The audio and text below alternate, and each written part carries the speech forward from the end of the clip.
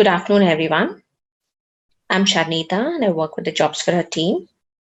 HerTech is an exclusive online platform powered by Jobs for women in technology across the globe, offering opportunities to upskill, take challenges, network, search for jobs, and explore resources for career growth.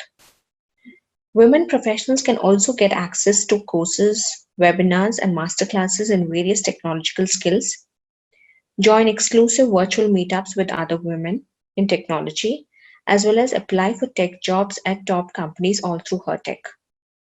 In the field of tech, it's necessary to keep yourself updated about coming advancements. The masterclass organized by HerTech this week is for you to learn all about the new field of reactive programming and designing. Here, Lavanya Natarajan, technical lead at TD Securities, talk about how reactive architecture and design are shaping the future of tech jobs. Well, I take this opportunity to introduce Lavanya. Lavanya Natarajan is a technical lead at TD Securities, one of the top Canadian banks. She possesses more than 15 years of experience in solution architecture, technical leadership, solution delivery, and software development. Prior to this, she's worked in numerous software consulting, engineering, finance, and software product companies to enable both internal and external customers to accelerate their business needs and reach their maximum potential. She's extremely passionate about women empowerment and volunteers with various strategic initiatives to hire, coach, and help study career growth for women in organizations. Over to you, Lavanya. Thank you, Sharanya, for a warm introduction. Um, Good afternoon, guys. Thank you so much for joining me today. So, as Sharanya mentioned, we will be looking today into what is reactive architecture and how it's going to help or how it's taking over the future of the tech jobs, right? And what it is, and how you can, what are the skills that is required to acquire these or acquire these jobs out there, right? And skill sets. So basic agenda will be something like this. So I'll be looking at why, what, and the how, right? The best way to learn anything. And I'll have some Q&A time in the end so that we can talk about a little bit any questions you have about reactive architecture. So I think Sharanya has given a good introduction, so just move on. So now we look at why reactive architecture is required, right? Why are we talking about there's already so many architecture principles out there? Why are we needing a new architecture pattern or design that is out here, right? And what value add does it bring, right? So as you know that one of the biggest challenge of today is that we are in the era of data and digitalization, and there's a lot of data that is coming in, right? So one thing that we see is everybody has a device with them and we are looking for real-time response. This has been the user expectation that has changed over the years, right? So not only we are looking at users who want to have real-time responses, they also look for data that is going to be streamed like in pegabytes. 10 years back, we used to talk about gigabytes, and now we are talking about petabytes, right? And how do you manage this expectation from the user, and how we can scale up as a software industry to meet these needs is the question. And another thing that we see is with globalization and companies representing globe, we need any software to be up and running 24 bar 7, right? So there's no downtime at all. So these are some of the things, expectations, that is user expectations, right? So based on this, we see that we need to scale up and provide architecture patterns that is aligning to these needs, right? So as I briefed in the previous, right, one thing that I want to highlight here is mostly this is driven by the user expectation. The expectation of the user has changed, and deployment wise, right, 10, 20 years back, the deployment used to be like, some few computers and few nodes, and we never worried about maybe an hour window or 2 hour window. But now we are looking at hundreds and thousands of computers that needs to go through upgradation, deployment process, and the data, of course, is to be in gigabytes. Now we are talking about petabytes, and data was at rest, right? So there was no need of having real time data. That was one thing that has changed over time. Now we see that there is a constant change in the requirement of the way the data is to be handled, and maintenance window, right? So there's no maintenance window at all. Most of these applications are expected to run up and run fully. So if you look at it, for example, right, if you're using PayPal or our favorite Netflix, you cannot imagine that one of these applications going down for maintenance, or in amount of volume of data it's handling. For example, PayPal, maybe it's a shopping season, it's Boxing Week or whatever, right? So it could go into a very higher load of users logging in to shop or watch. Its Christmas season of holidays, and we end up watching too much of movies and whatever. And I think probably it's the right time with the lockdown. So as you know, the business needs have changed, right? So we are looking at something that can scale to these expectations, right? What happened with the older architecture? Why do we think that the old one doesn't scale up to what we are looking at today, right? So in the past, what used to happen is when we used to build applications, there used to be one big pile of code, right? So in when this has to be changed, then there's no other way than pulling this out of the system and re-putting it there, right? So there used to be a downtime. So there's going to be one big box that's working for us. That's a pain point that was identified, right? And although there was parallel processing to some extent at a programming level, we didn't have like at a distribution level in terms of though we had virtualization and those kind of things, there was no inner support to handle this kind of parallel and in-memory computation that we needed, right? So to say, today the hardwares are cheaper, and we also can add a lot of processing speed to what we need, and they were not designed for 24/7. So even if you remember 10 years back, we could see when like spinning saying that it's going through upgradation, please wait for me to finish upgradation, those kind of messages, right? And also we had to scale horizontally. Like there could be need that you don't want to buy 100 computers and keep it there and have two users there, right? So we need to make sure that it's able to scale as well. One more thing that we look at is the front end. Initially, we used to only have Windows based applications. Now we see web based applications, and we also now see the huge need to accommodate our mobile users. So, whatever application you're writing has to be scalable into all these user ends, right? And this increases in complexity because a lot of users, a lot of data, so it's increasing the complexity. And as we say, it's tightly coupled. When I say tightly coupled, it means that look, it's a if you look at this picture, it explains it all. Everything put together and sitting tight together. Even if you move one block, then it's going to affect the whole structure, right? So that's what. And other thing was, it was stateful. Stateful means that it used to carry some amount of information about the user, and when it moved from one place to another, the application were forced to carry this information and also maintain it, right? So these were ones that old architecture did not support.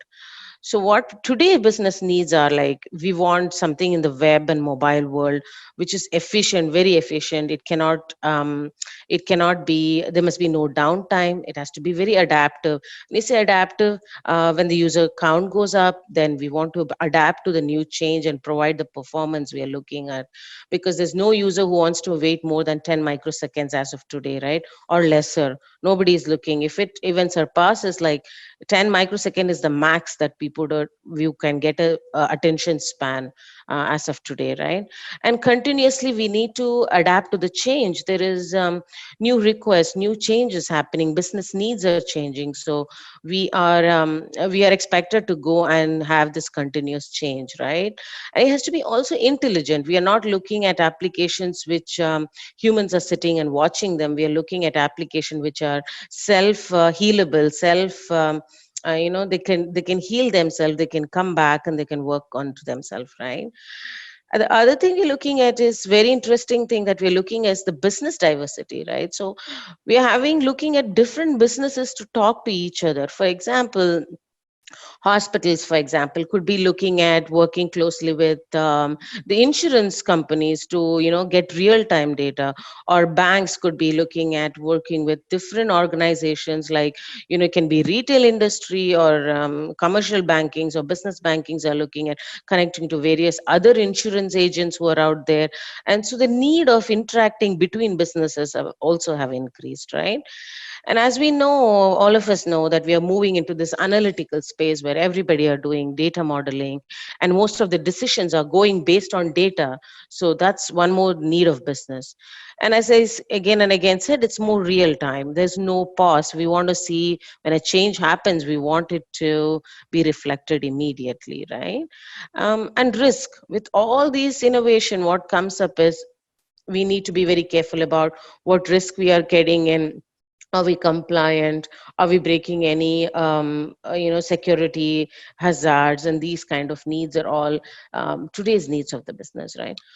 So over time, different software companies have gone through this, and they've seen that these are some of the challenges, and they went through this process of building, failing, learning, and reinventing something that is which will help all the business units to take over and come up with a strong framework which can be implemented, right? So that's the whole idea of design patterns and architecture patterns. It's like a framework. We learn from our mistakes, we evolve, we try to make it more robust, and follow lesson learned from the previous programmers or strong people who have done it. So based on this need, right, then that's where the birth of reactive manifesto came by, where there was a need for looking at we need something that would cope up to these kind of changes that is coming in, and where we failed, we have proper frameworks to attend to this, right? So this was not authored by one person, as you see here. I'm not going to read the names, it's on the deck. So I'm just going to tell you these were come from a response from many companies who try to actually build similar kind of software, and based on the challenges they saw to meet the user needs, we have come up with some of these patterns that you see, right?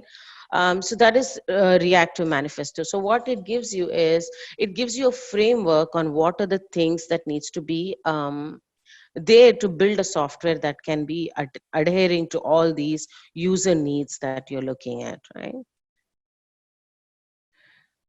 So what we're looking at is, this is the main high level. At a high level, if you ask me, what is that is required? If you say it's a reactive system, then what is the attributes that it carry, right?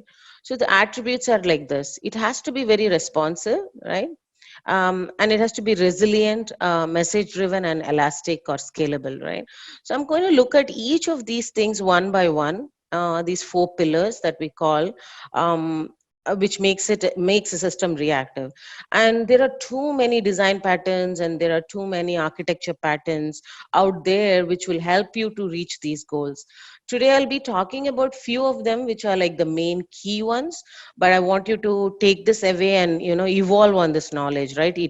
Have an iterative way of learning this, and look at things and find what are the other design patterns that you can look at, or architectural patterns, right?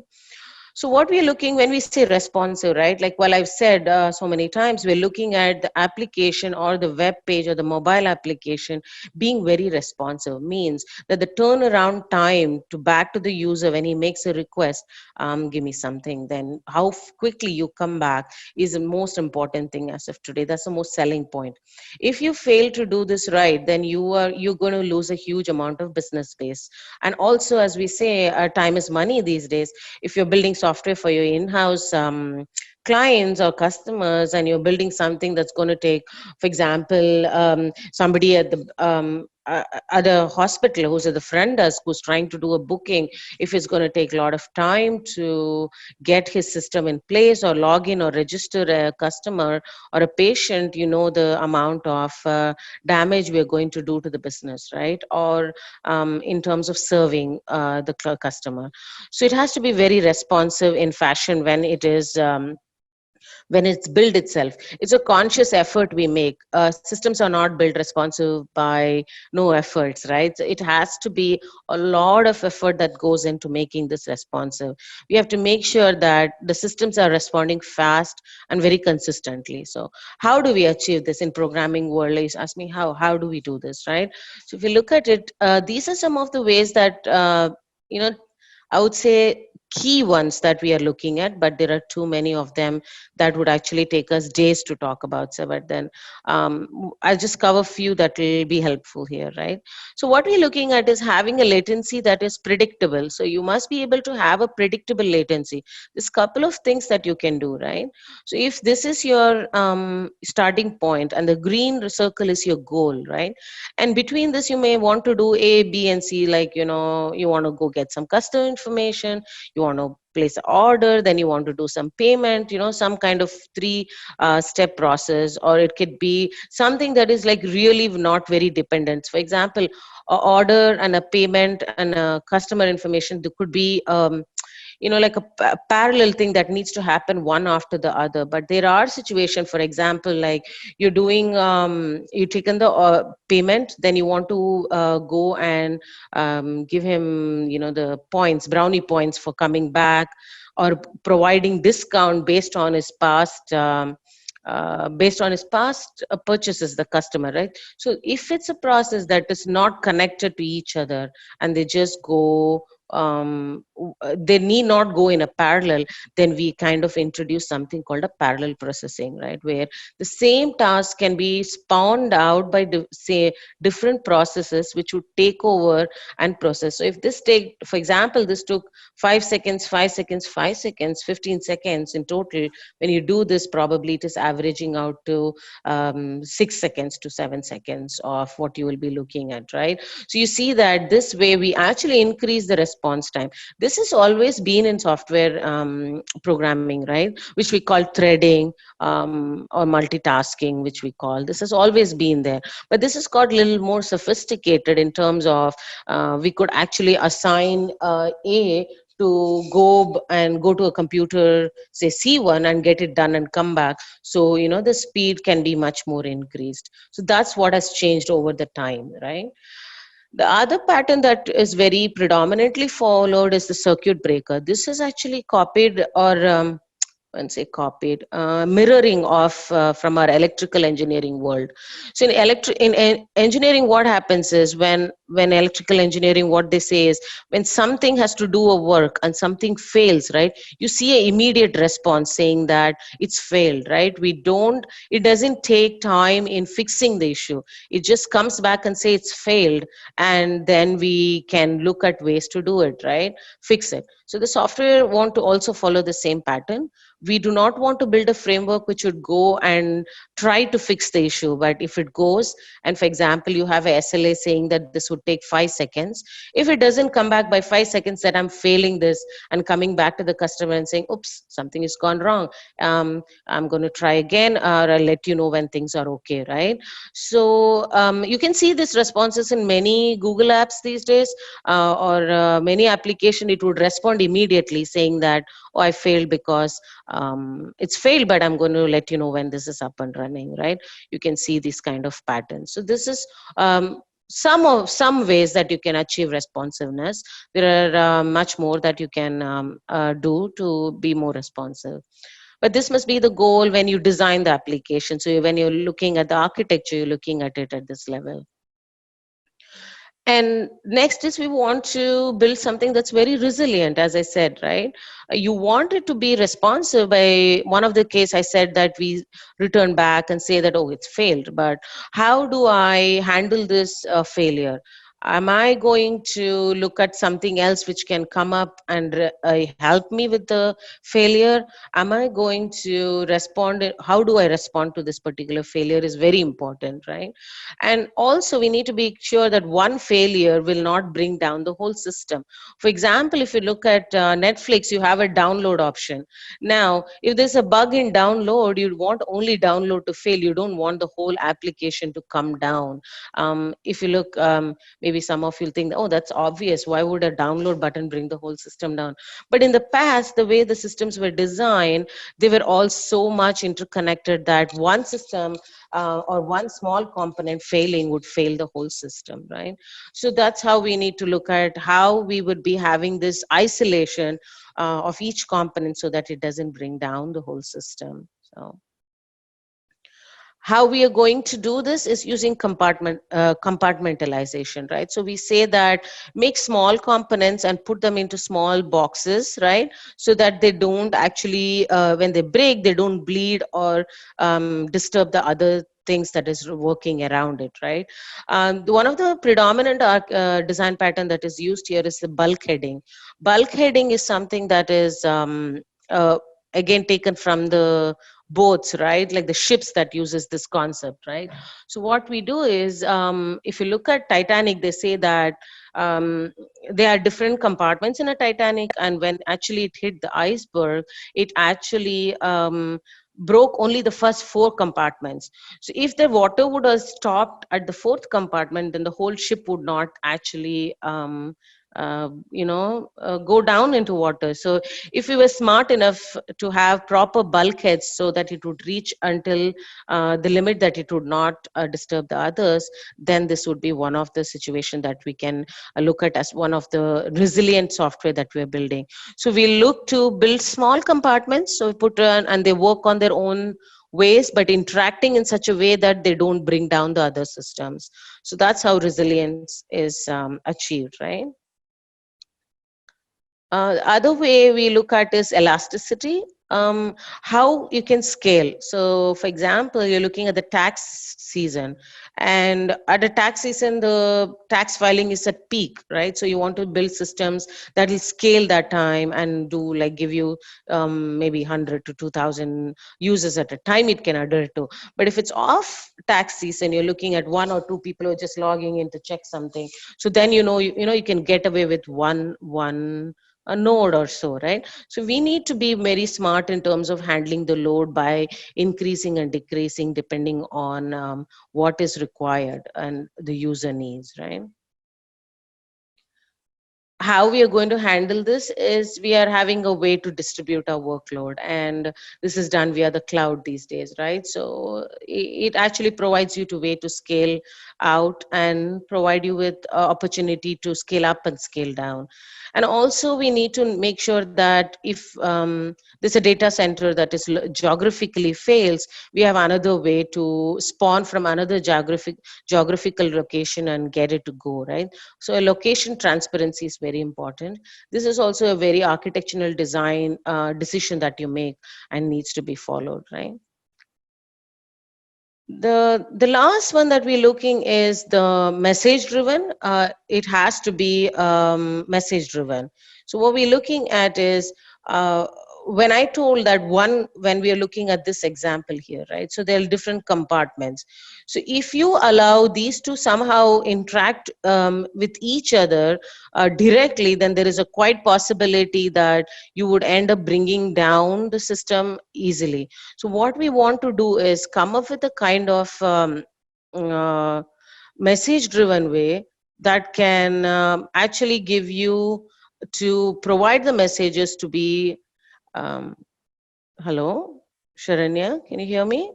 Yeah, I think there's somebody who is doing this.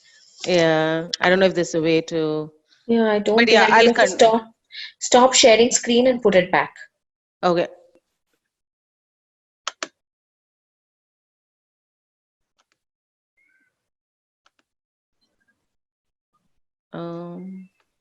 New share.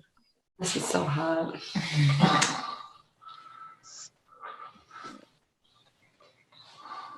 But I don't think this is fair. He gets all the enjoyment. I'm enjoying it. Okay, so I don't know, I think it's I've not taken going off in. those two people with the same names. I think you can continue. I think you can stop sharing screen. I have pause. Let me pause. No, you'll have to stop sharing your screen. Oh, there's no stop. That's why there's new share and resume share. Oh, there you go. Yeah, Thank you. no problem. Appreciate it. Okay, so what we're looking at, sorry guys for the, yeah. Um, so what we're looking at having elasticity and scalability, right? So we must be able to scale to attend to the peak load. That's what we spoke about already. So here, the message driven. So we're looking at something that can take the message whenever something, one software needs to talk to another, or one service needs to talk to another. We have a way to talk to them without actually disturbing the current application flow. So we need to actually give the responsibility to somebody else to help us with the process, right? So this is done using a message driven approach. So I'm going to show, this is a message broker. So this is like a third party who would say that, you know what, look, if you need to talk to any one of these guys, please let me know. I'm going to keep the data with me, and I'm going to work one after the other and help you interact in such a way that, you don't break, or you don't bring down each other. So this responsibility is given to somebody else as a third person who's going to look into any kind of interactions that needs to be done. The advantage of this is that, one thing, there is advantage and disadvantage to every decision that you take, but the pros here is that we are able to predict some kind of time that is required for something using the message broker, number of messages that are in there and how much of time this is required to respond, right? So that's one thing that you can identify. And as well, it also helps in case if it fails, we know that which one failed and how to retry. And also we have a log of details on why it failed and how it failed, and so we can get innovative in the end in terms of looking at how to fix these issues, right?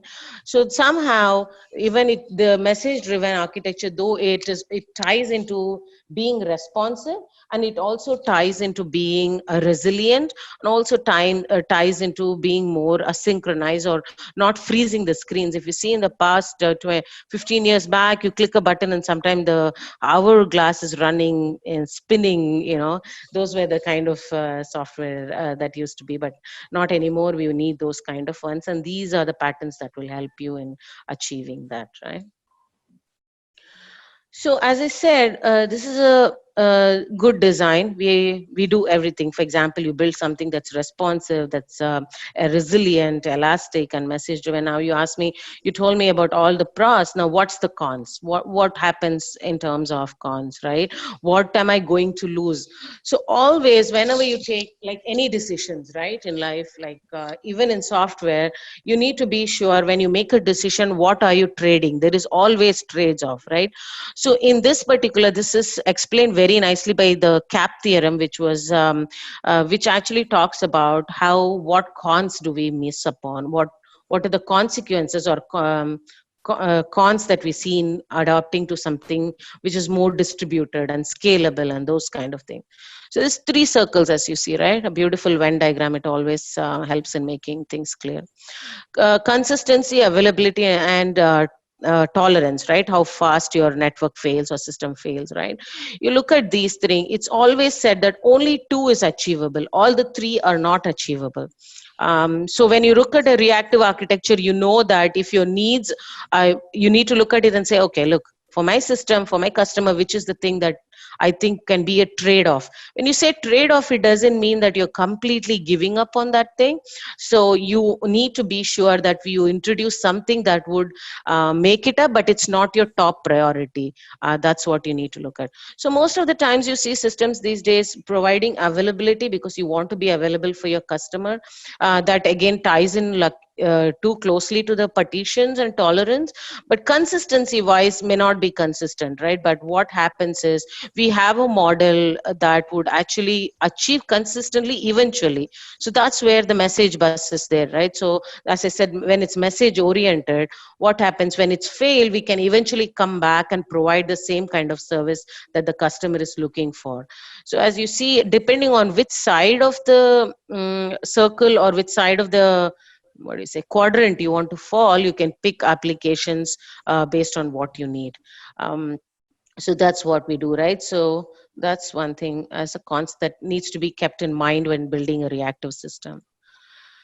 So now this is something like, if you want to ask what is the difference between reactive programming and reactive systems. So this is very important. Doesn't mean that if you write a reactive programming, if you use reactive programming, it doesn't mean that you're building a reactive system, but vice versa is true. A reactive programmed application grows into your reactive system, right? You can read what is here, but I'm just going to talk about what reactive programming means. Reactive programming is what a developer does at a low level. For example, we can look at what is how we can do multiple tasks at the same time at a program level. You pick up two tasks and make sure that it is running at the same time, or how different you can use the processing speed to do it. That's the decision that you do at a reactive programming level. You use event based ones. You say that, look, go do this one, and when you're done, please come and tell me that it's done. But if it's a reactive system, we are looking at a whole big component. So we're looking at a big API or a web application, which needs to, we delegate it and we expect it to work asynchronously and come back to us with data that is required. So reactive system is mostly architecture role, like where they will be looking at architecture and trying to solve it. And reactive programming is more at a developer level. So that's the difference. So you can say reactive programming is equivalent to reactive system, right? So now I told you all these things, right? Now, how is this shaping? Like you want to go and write reactive programming. What do I do, right? If you ask me, this is the world that we are looking at. Most of you would have heard this jargons if you're in the industry. Now you will be able to picture all these together and tell why they come together, right? So we are, all of us hear about microservices. So why microservices? Microservices is because it's ties to the first attribute of reactive system, that is consistency, right? You want it to be consistent. So that's what microservices provide. There's a couple of ways to do it, right? So when we put them into boxes, now you see I have boxes here. Okay, there is a big box, there's a small box, and then you're putting everything into boxes. There is a way to decide um, pattern which you need to use to identify which are these boxes and how they go into each other, right? So that is called domain driven design, DDD, that's we call today. And also clean architecture, which we call. If you want to learn more, it's a great tool to learn more, and this will help you to build those small compartments, like, you know, the small, how do I decide what is a compartment? Those kind of details will be able to you'll be able to iron out using a domain driven design, which actually leads to a microservice further. This is a design pattern, right, that you need to follow, read and follow. In any programming language you can do this. Java, you can use it, or even C# or anything out there, doesn't matter. Even JavaScript, you can make these kind of wonderful things happen as well. Now distributed messaging is, you need a message bus in between. Will be, for example, there's a payment system. You want a payment and somebody's placing order. You want order and payment system to talk, but you're going to use a message in between, or a queue. A message bus is just like a queue, right? It just goes in, puts your request in there, and it's processed one by one, or depends on the way it is set up. But that's how. So out in the industry, the topmost that you see is, you could have heard about Kafka or MuleSoft. These are some. There are many more. I won't say. I'm just giving you examples, but you can learn about the competitors of MuleSoft and Kafka. You'll find many more of them. So these are very specific to the user needs, right? So you can dictate, this is the best one to use out there. I think these are some of them that's out there, but depending on your business needs and requirements, you need to scale and find the appropriate one. For being more scalable, elasticity, you know that we are all looking at cloud, because cloud gives you option of scaling. If there's one payment service, then there will be a equivalent other payment services in different location.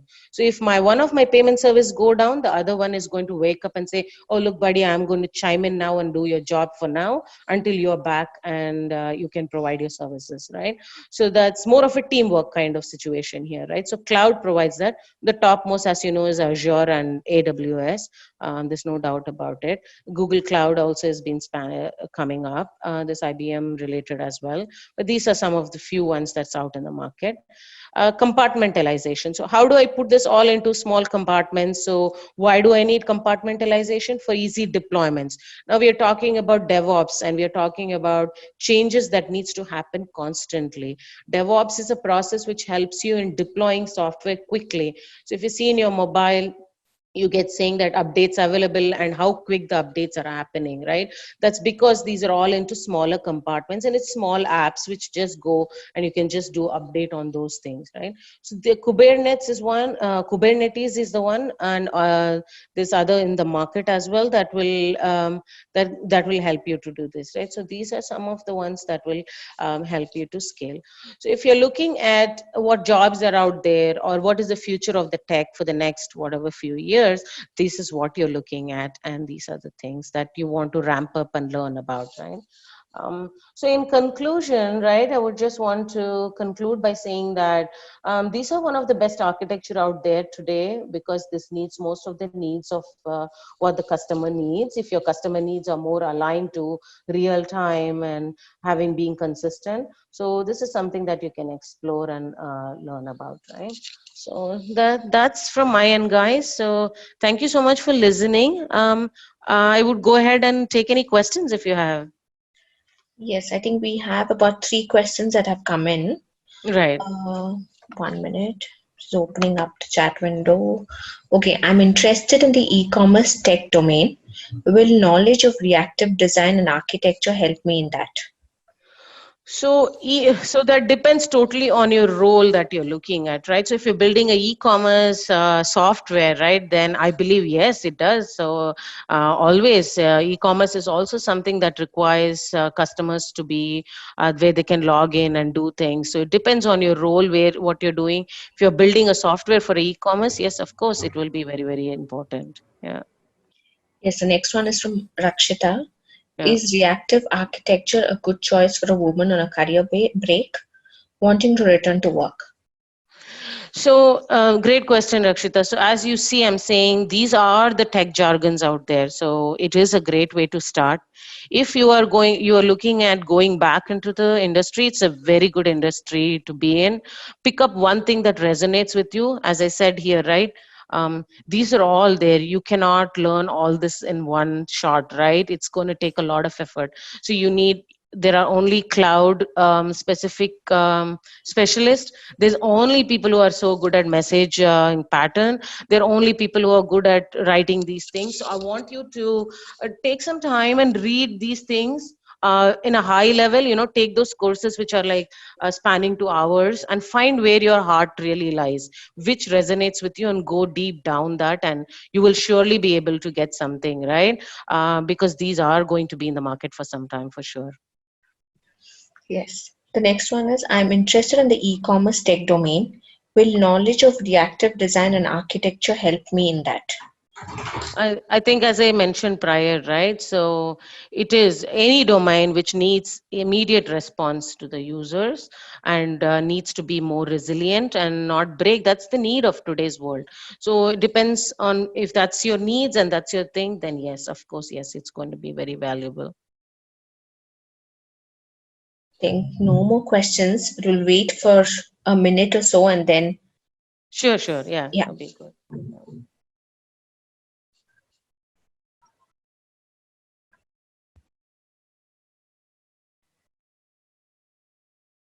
Yeah, since we've not received any questions, Okay. let's end at this. Lavanya, Okay, thanks for a wonderful session and sharing your inputs and discussing on how women can mold their careers with the help of technology. And also, special thanks to you because you've up at this hour For you, yeah, it's about 5 in the morning for Lavanya, but thanks for obliging and, doing this for us. Yeah. I would also like to thank all of you for having attended this masterclass. I hope that you had some essential points to take away. Lavanya is an active mentor with Jobs for Her. Do follow her and you can connect with her. We will be sharing the recording of this masterclass on YouTube for continued viewing of by our community audience on our portal. Yeah. Thank you, Lavanya. Thank you, guys. Keep rocking, keep learning. Thanks so much for all the good work, Jobs for Her. Thanks, guys. Thank you.